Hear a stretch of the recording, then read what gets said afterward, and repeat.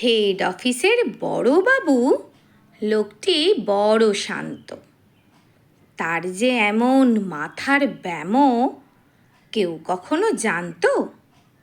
দিব্যি ছিলেন খোশ মেজাজে, চেয়ারখানি চেপে একলা বসে ঝিমঝিমিয়ে হঠাৎ গেলেন খেপে। আঁতকে উঠে হাত পা ছুঁড়ে চোখটি করেন গোল। হঠাৎ বলেন, গেলুম গেলুম, আমায় ধরে তোল।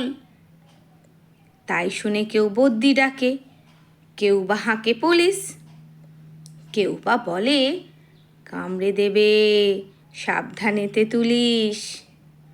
ব্যস্ত সবাই এদিক ওদিক করছে ঘোরাঘুরি। বাবু হাঁকেন, ওরে আমার গোঁফ গিয়েছে চুরি।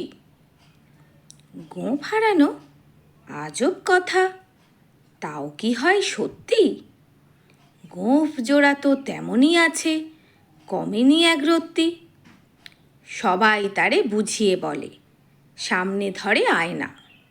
মোটেও গোঁফ হয়নি চুরি, কখনো তা হয় না।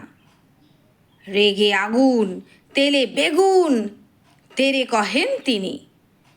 কারো কথার ধার ধারি নেই, সব ব্যাটাকেই চিনি।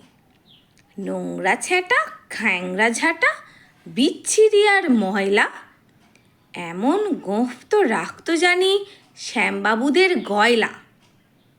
এ গোঁফ যদি আমার বলিস, করবো তোদের জবাই। এই না বলে জরিমানা করলেন তিনি সবার। ভীষণ রেগে বিষম খেয়ে দিলেন লিখে খাতায়, কাউকে বেশি লাই দিতে নেই, সবাই চড়ে মাথায়। অফিসের এই বাঁদরগুলোর মাথায় কেবল গোবর, গোঁফ জোড়া যে কোথায় গেল কেউ রাখে না খবর। ইচ্ছে করে এই বেটাদের গোঁফ ধরে খুব নাচি, মূর্খগুলোর মুন্ডু ধরে কোদাল দিয়ে চাচি। গোঁফকে বলে তোমার আমার, গোঁফ কি কারো কেনা?